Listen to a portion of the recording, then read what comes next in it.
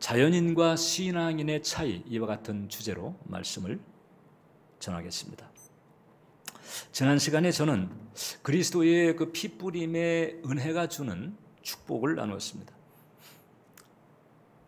그리고 베드로가 그 베드로 서신에서 이 참된 신자가 어떤 사람인지를 밝혔다고 그랬죠. 참된 신자는 그에 의하면 그리스도의 피뿌림을 받기 위해서 택함 받은 자라고 그랬습니다.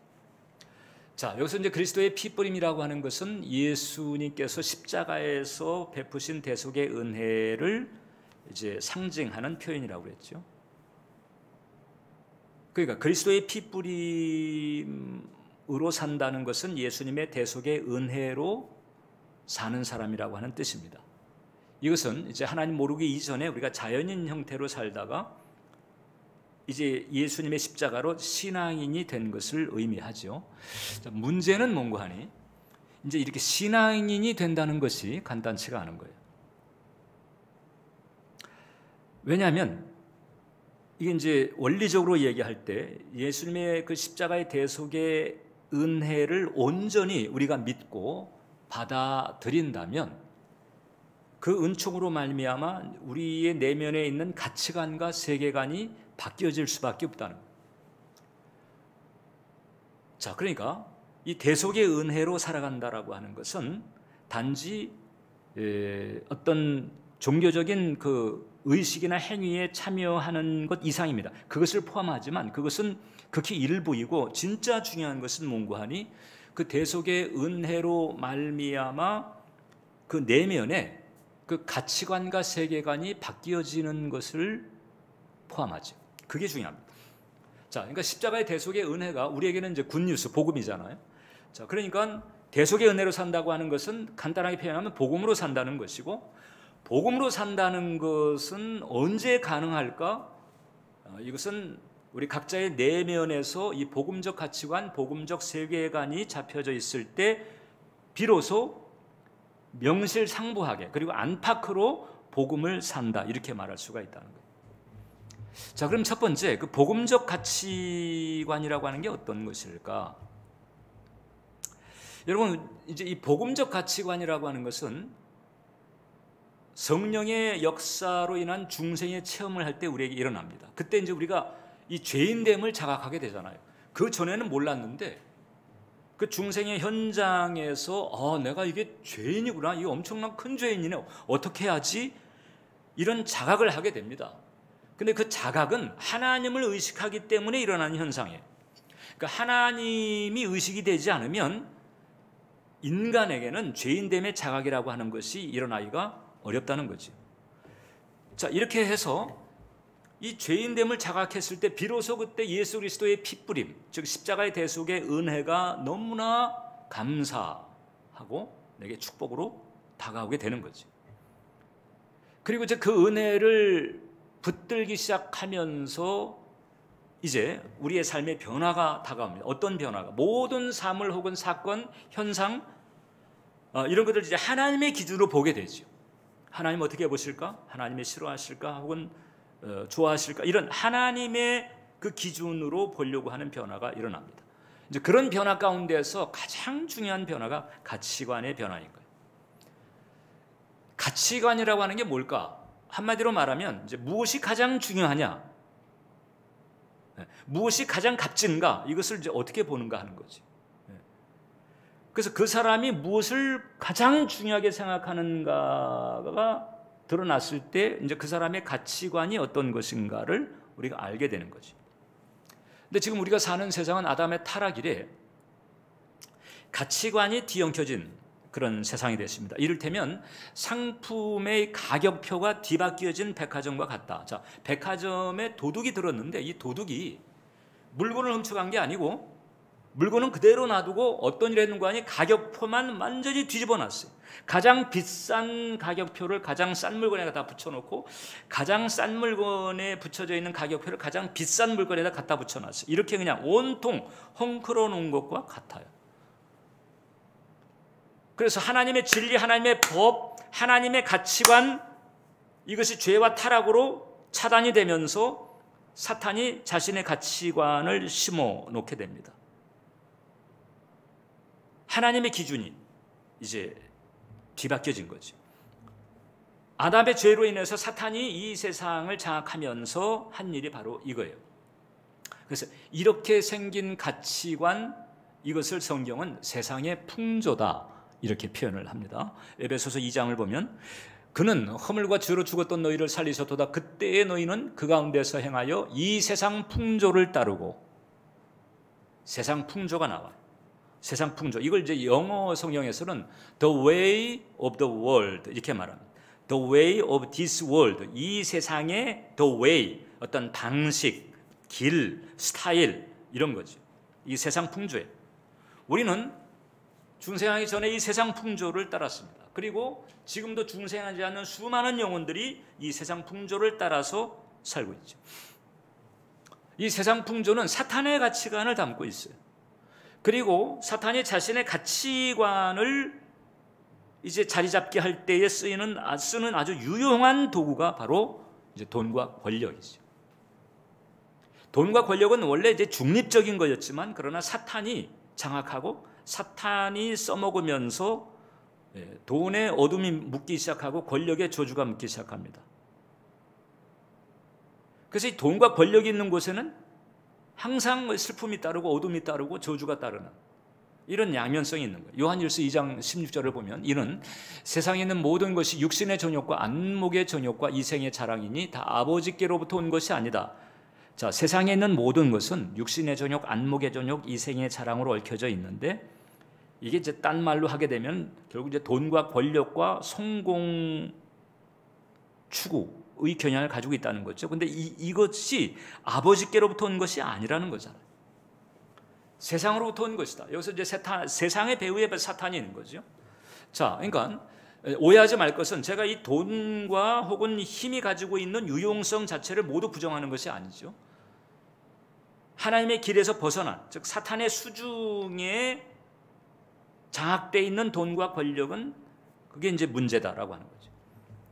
근데 우리가 이제 그리스도의 핏부림의 은혜를 받으면, 즉 예수님의 십자가의 대속의 은총을 받게 되면 그 핏부림의 은혜는 우리에게 있는 이 거짓된 이 세상 풍조의 호를 벗겨냅니다. 벗겨내고 그 다음에 진리를 알게 하면서 그 진리가 담고 있는 그 하나님의 가치관을 깨닫게 하죠. 그래서 이제 우리가 제대로 중생을 하게 되면 가치관의 변화가 옵니다. 무엇이 가장 중요한가? 이 내용에서 변화가 온다는 거죠.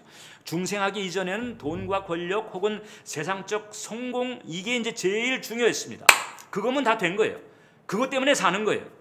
그것만 바라보고 살았죠. 그런데 이제 핏부림의 은총을 받게 되면 가장 중요한 게 달라지죠. 자, 여러분들 한번 생각해 보세요. 지금 그냥 마음속에 생각해 보세요. 여러분들의 내면에서 가장 중요한 게 뭘까? 가장 중요한 게 뭘까? 그냥 퍼뜩 떠오르는 그 단어들 한번 생각해 보세요. 그래서 전에는 돈과 권력, 이 세상적인 성취, 이게 가장 중요했는데 그것 때문에 목숨을 걸 정도였잖아요. 근데 이제는 달라지는 거죠. 뭐가 달라지느냐? 뭐가 가장 중요하게 다가오느냐? 영생 혹은 사랑, 은혜, 주님과의 사이의 친밀감, 이런 것이 핵심이고 이게 가장 중요한, 거의 가장 중요한 거예요. 이런 변화가 있게 돼. 그러니까 워낙 우리의 마음이 이전에 세상 풍조에 물들었었기 때문에 계속 그런 이제 미련이 남아서 자꾸 기웃기웃할 수가 있습니다. 또 뭐 믿지 않는 친구들이 모이는 뭐 동창회를 간다든지 아니면 또 무슨 뭐 종친회를 간다든지 이랬을 때 하나님 모르면서도 뭐 잘 나가는 것 같이 보이는 이제 친지나 친구를 만나게 되면 이제 그 마음속에 이제 비교의식 같은 게 들게 되고, 이거 하나님 믿는 나는 뭐지? 뭐 이런 여러 가지 이제 소외들을 가질 수가 있거든요. 그러나 그럼에도 불구하고 결국은 우리는 이제 성령의 은혜로 분별력을 가지게 되면서 이 사탄과 세상으로부터 내 영혼을 간수하게 되는 거죠. 이게 이제 바로 복음적 가치관이라고 해요. 두 번째, 그 복음적 세계관은 또 뭘까? 여러분, 우리는 이전에 이제 죽으면 다 끝나는 줄 알았습니다. 죽으면 뭐 그냥 흙으로 돌아가고 다 끝. 그리고 이제 눈에 보이는 물질계가 다인 거예요. 보이지 않는 것은 뭐 믿을 수도 없고 의지하지도 않았고 이렇게 됐죠. 근데 이제 우리가 하나님을 알고 진리를 깨달으면서 달라지게 되는 거죠. 알고 보니까 지금 우리가 살고 있는 이 물질계보다도 더 크고 어마어마하고 더 영원한 그런 세계가 있는 것이고, 그리고 지금 이 물질계를 포함해서 보이지 않는 영적인 세계까지 통치하시고 주관하시는 만유의 주제가 계시다. 이것을 이제 우리가 깨달아 알게 되는 거잖아요. 근데 그것을 왜 우리가 몰랐을까? 죄와 타락 때문에 우리의 영이 죽었기 때문이다. 이제 우리가 곁길로 빠졌었다. 이것을 깨달아 알게 되면서 인생을 살아가면서 겪게 되는 이런 고통과 고난도 왜 그것이 삶에 닥쳐지는지 그 이유도 알게 되는 거죠. 그래서 이제 우리가 이 피뿌림의 은혜, 즉 십자가의 대속의 은혜로 말미암아 이 은혜를 붙들 때 그때 이제 우리가 벗어났던 그 길, 우리에게 닫혔었던 그 나라, 그걸로 다시 우리가 돌아갈 수 있게 된 거잖아. 그것을 우리가 이제 깨닫게 되는 거죠. 그래서 감사하면서 그 하나님 나라를 소망하면서 이 땅에서 이제 그 하나님 나라에 터잡은 그런 인생관을 가지고 살아가는 거예요. 만약에 우리가 다시 그 길로 돌아가지 않으면 어떻게 될까? 하나님의 나라, 그 영원한 그 세계, 다시 우리가 그 길로 돌아가지 않으면 어떻게 될까? 요한계시록 21장 8절을 보면, 그러나 두려워하는 자들과 믿지 아니하는 자들과 흉악한 자들과 살인자들과 음행하는 자들과 점술가들과 우상 숭배자들과 거짓말하는 모든 자들은 불과 유황으로 타는 못에 던지지, 이것이 둘째 사망, 영벌이죠. 우리가 소위 지옥으로 말하는 영벌입니다. 세상에도 여러분 감옥이 있잖아요. 그래서 이 나라법을 지키지 않은 사람을 가두잖아요. 영원한 그 하나님 나라의 세계, 보이는 것과 보이지 않는 것을 포함한 그 만유의 하나님의 법이 있고, 그 하나님의 법을 어기게 되면 세상에서도 법을 어길 때 수감이 되듯이 하나님의 법을 지키지 않은 영혼들은 그 영혼을 가두는 그 감옥에 들어가면 그게 바로 이제 지옥인 거지. 근데 예수 그리스도의 십자가의 피뿌림의 은총으로 우리는 죄사함 받으면서 벌써 하나님 나라에 속하게 되었고, 그 다음에 죄 용서를 받을 수 있는 그 은혜를 받은 거예요. 그래서 사도 바울은 이것을 골로새서 1장에서 이렇게 얘기했습니다. 그가 우리를 흑암의 권세에서 건져내사 사랑의 아들의 나라로 옮겼다. 이게 하나님 나라지. 우리가 천국으로도 말하는데, 이게 천국은 우리가 죽은 다음에 들어가게 되는 소위 이제 우리가 천당 개념 같은 거예요. 전통적인 천당 개념. 그 천당만이 아니고 이 땅에서 누리는 하나님 나라의 은총도 있는 거거든요. 그 나라로 우리를 옮기신 거예요.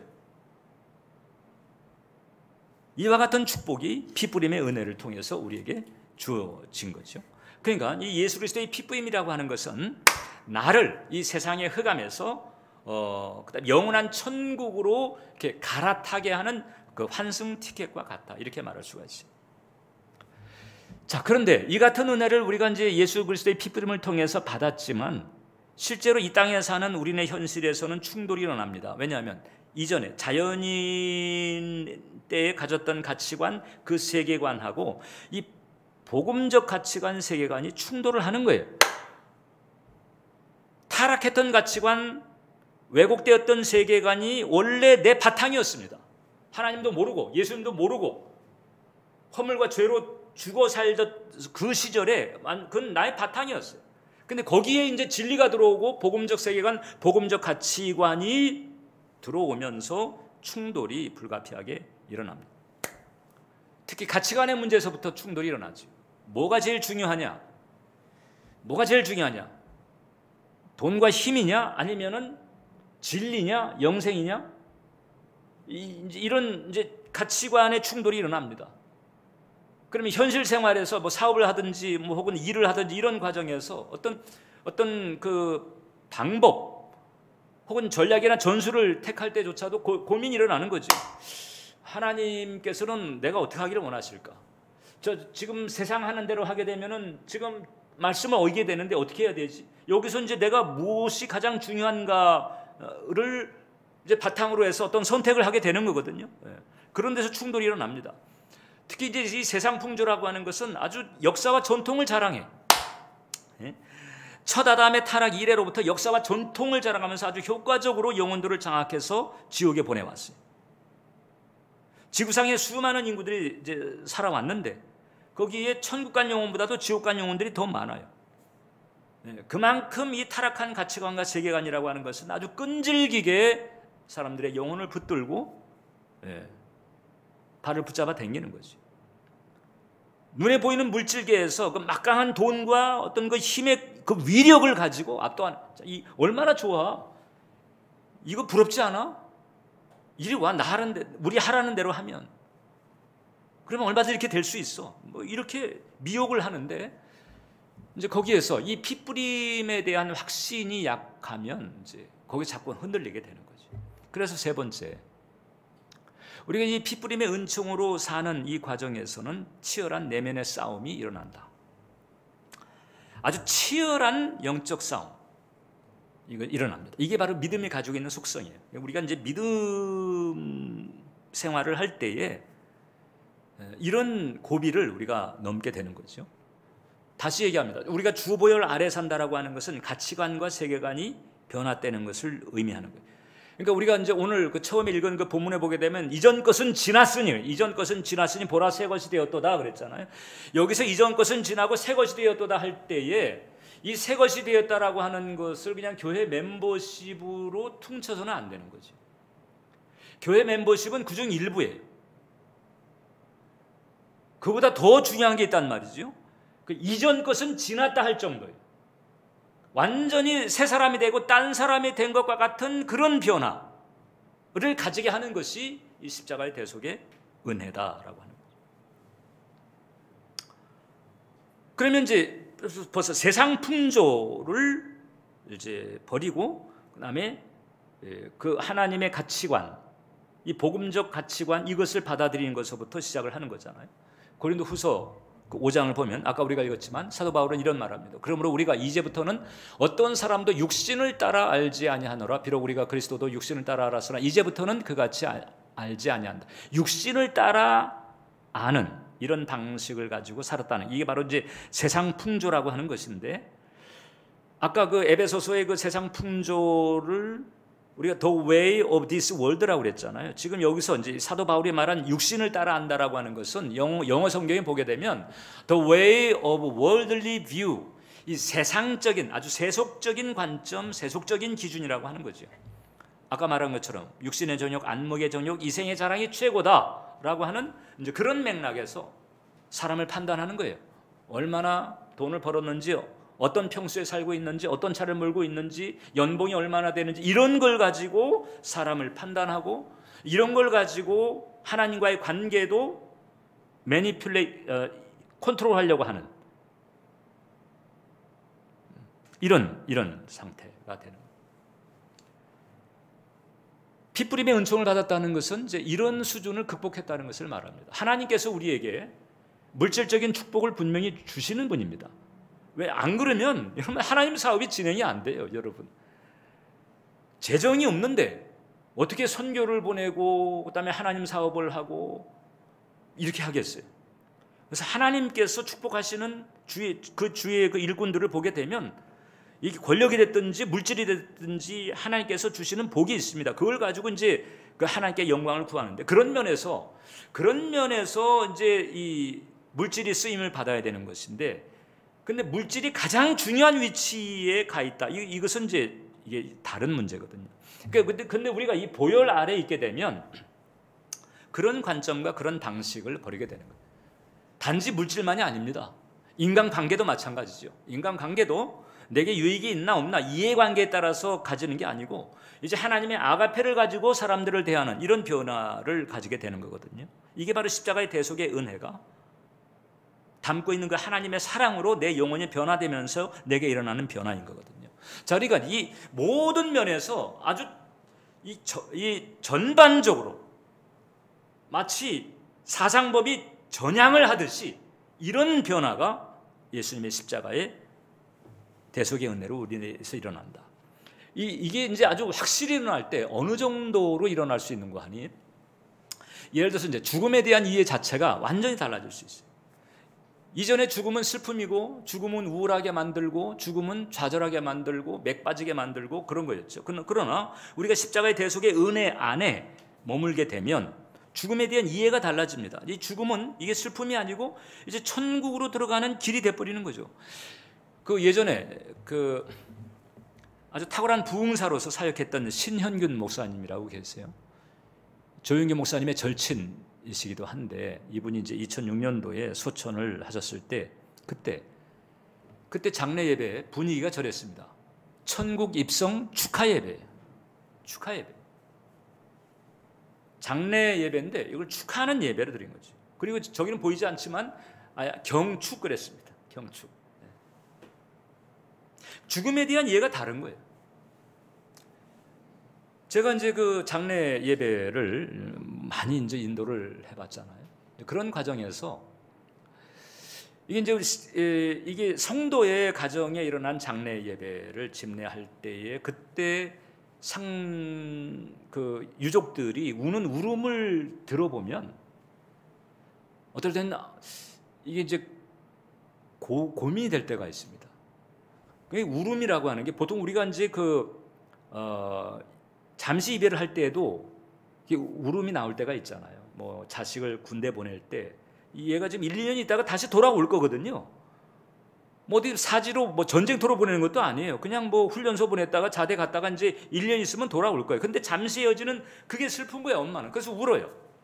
그러면 또 아들도 울을 수 있어요. 이 이별이 그럴 수 있죠. 더군다나 생사가 갈라지는 이별은 더더욱 그럴 수 있죠. 이제 그래서 그런 울음은 있을 수 있습니다. 근데 그게 아니고 천국 소망이 없어가지고 우는 울음이 있어요.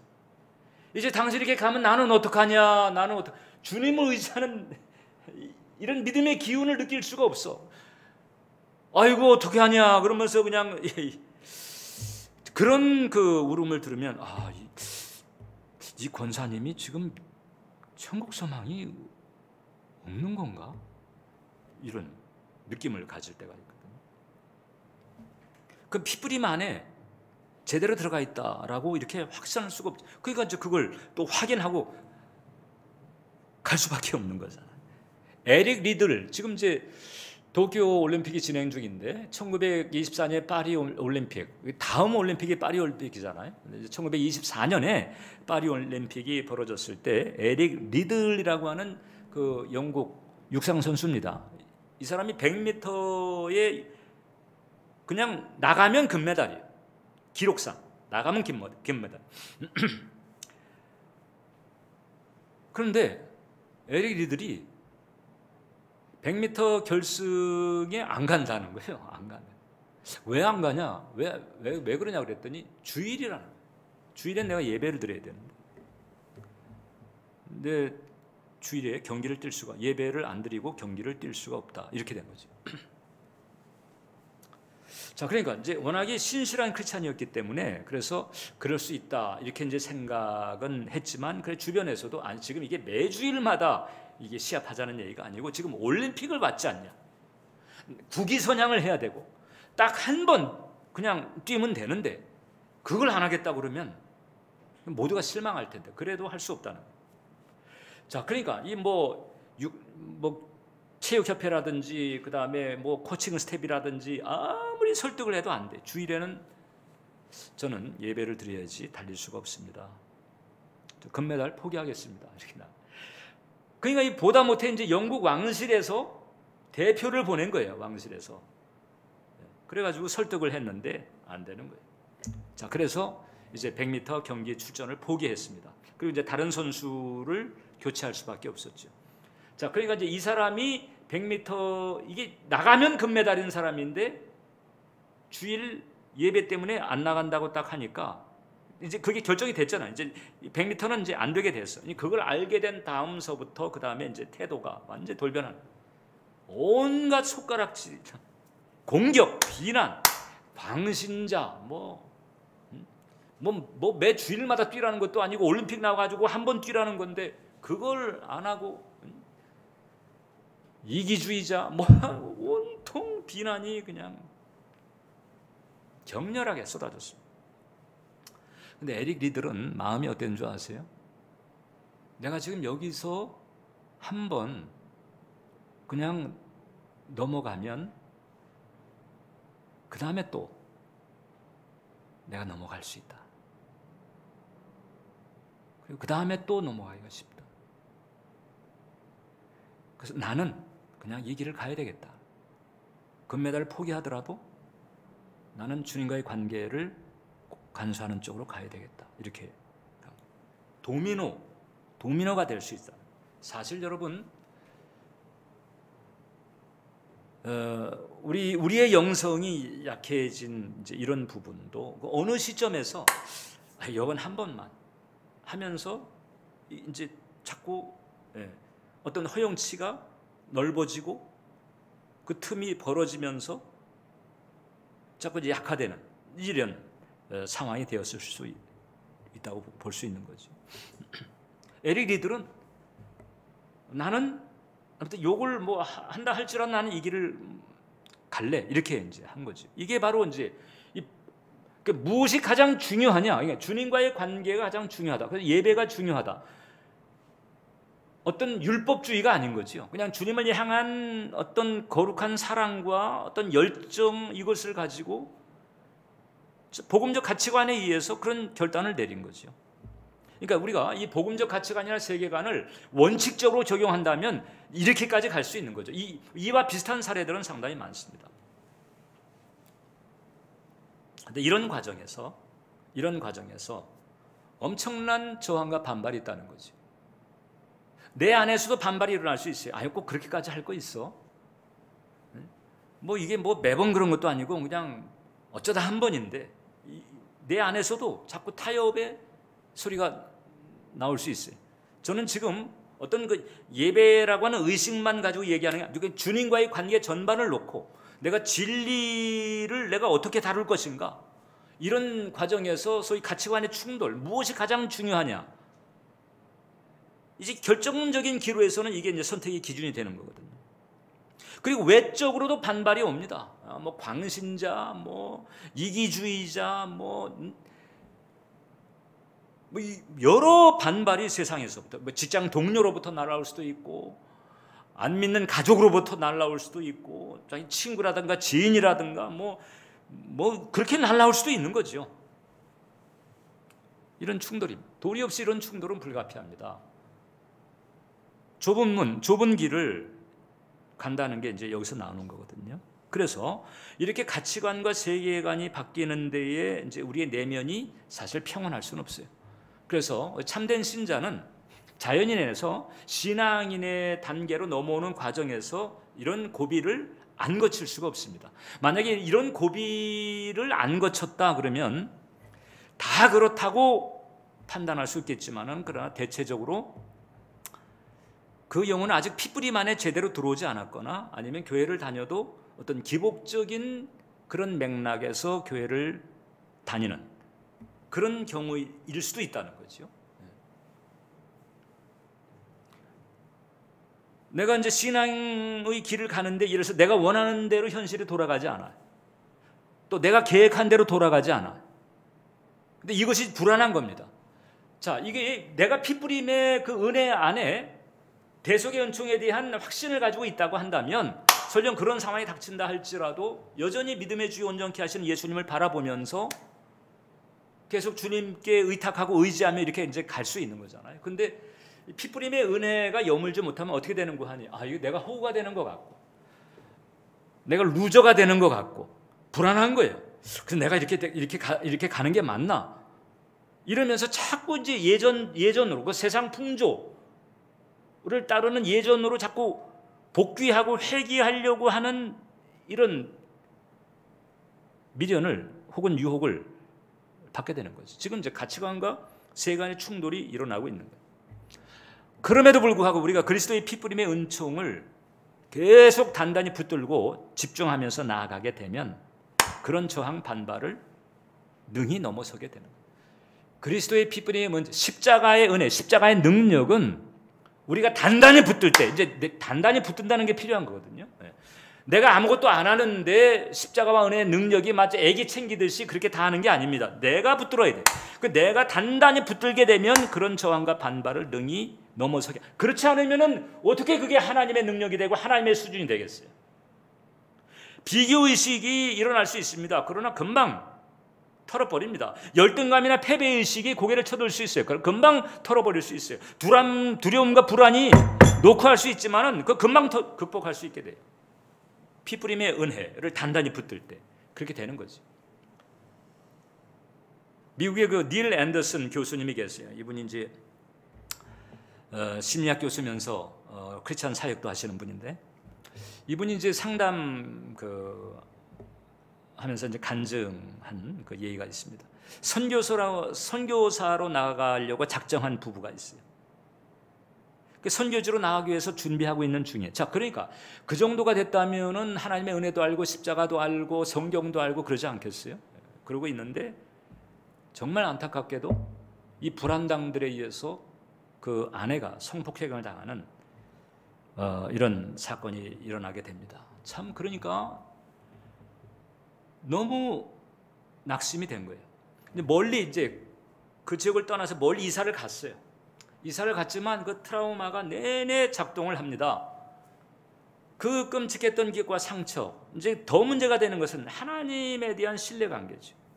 아니, 우리가 무슨 뭐 여행 가겠다고 여행 준비한 것도 아니고, 이민 가겠다고 무슨 뭐 그런 삶의 생활 준비를 한 것도 아니고, 지금 선교지에 선교하러 나가겠다고 준비를 하는 우리인데 왜 이런 일이 생기게 놔두셨나?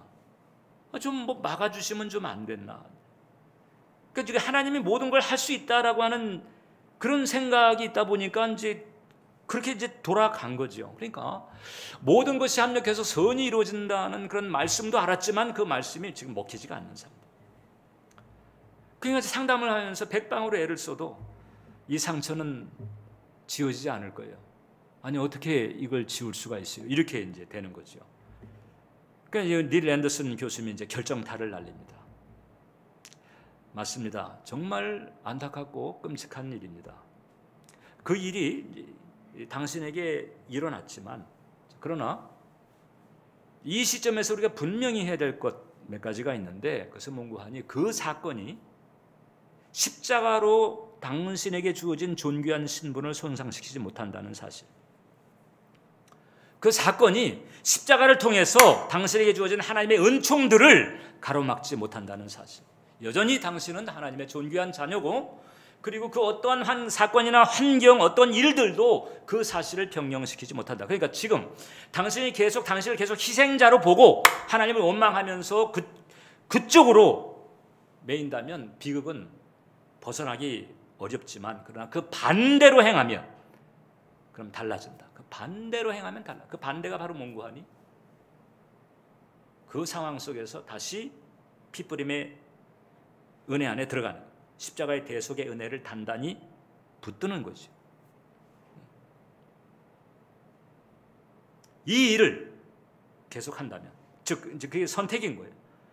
그런 쪽을 계속 받아들이고 그것을 시인하고 선포하고 이런 쪽으로 계속 간다면, 그러면 당신은 오히려 하나님께서 예비하신 또 다른 차원을 체험할 수 있을 것이다. 이렇게 얘기를 해줍니다.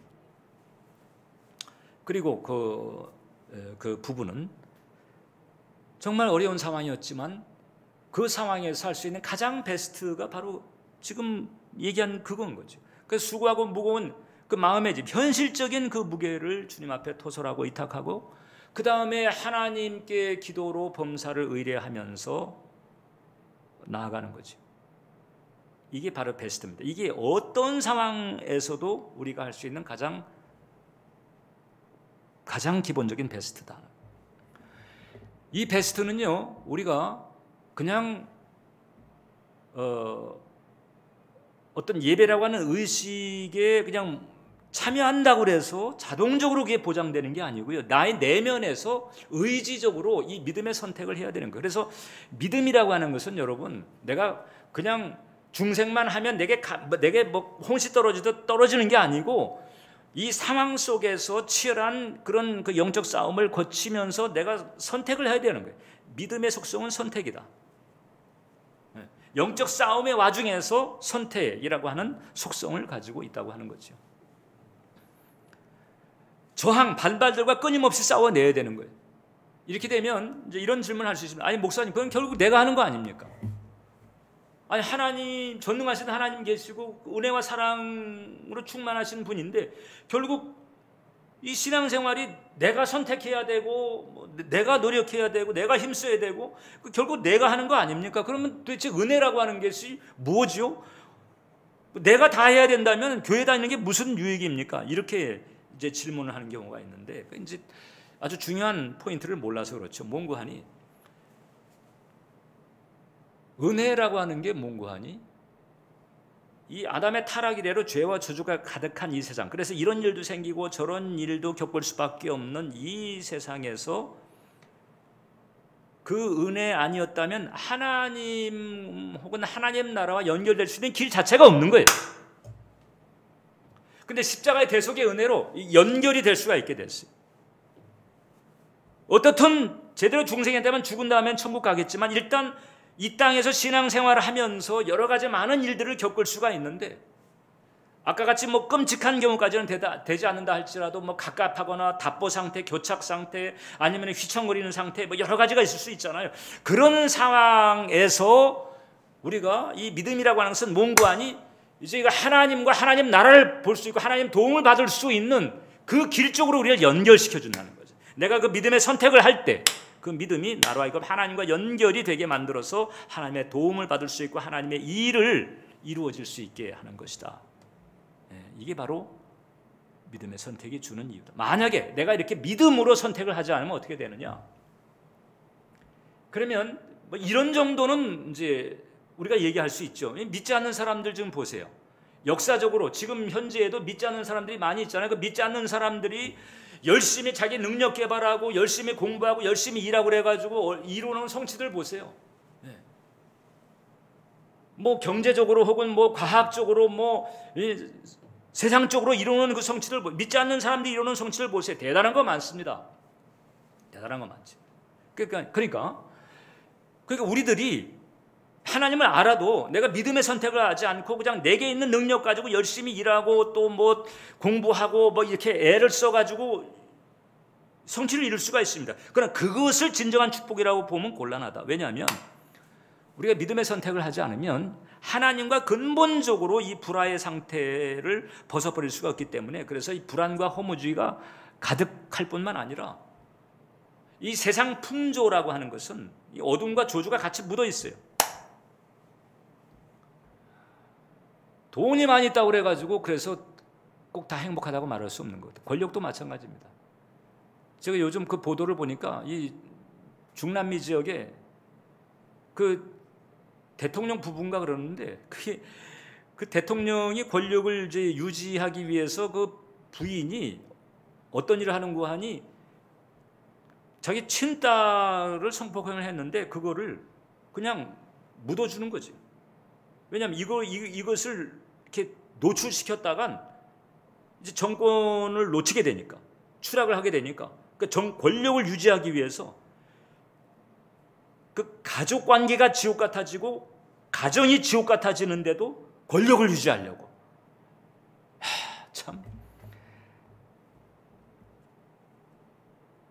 참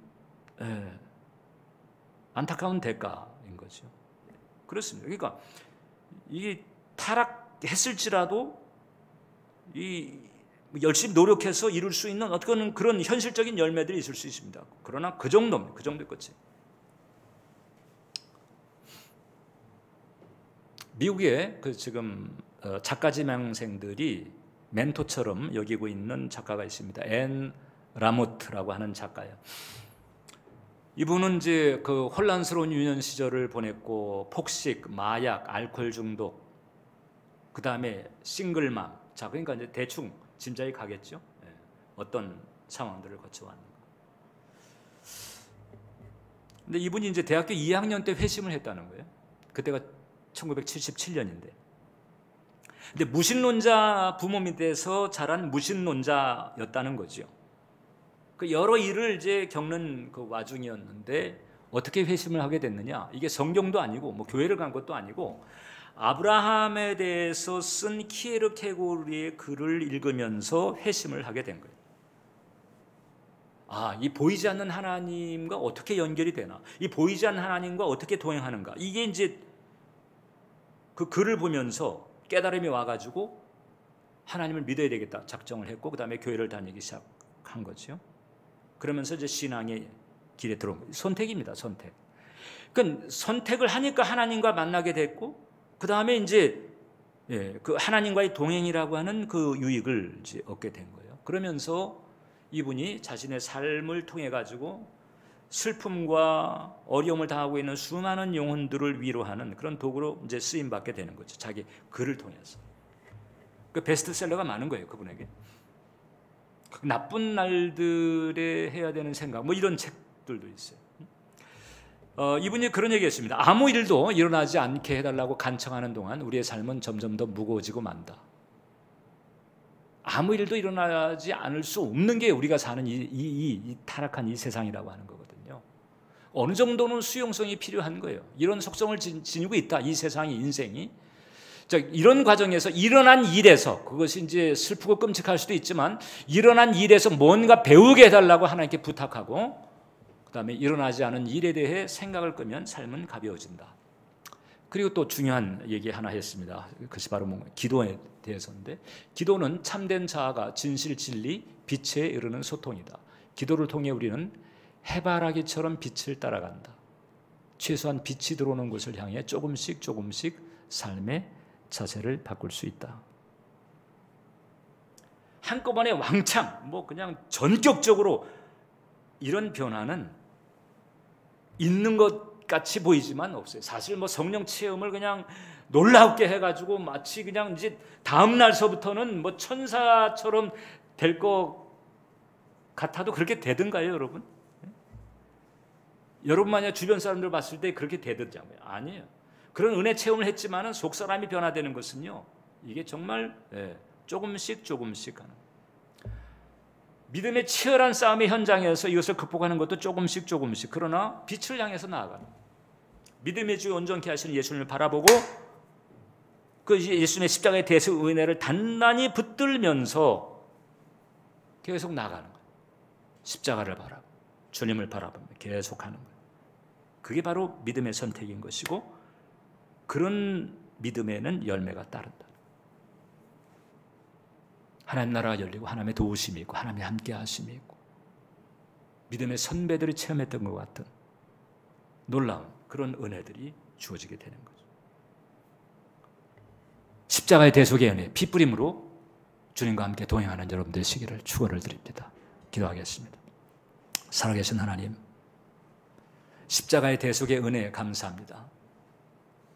예수님의 십자가의 대속의 은혜를 단단히 붙들겠습니다.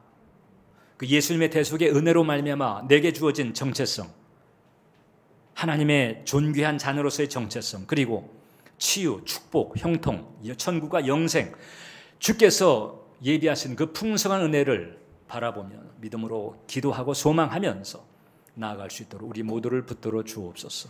예수님의 이름으로 기도합니다. 아멘.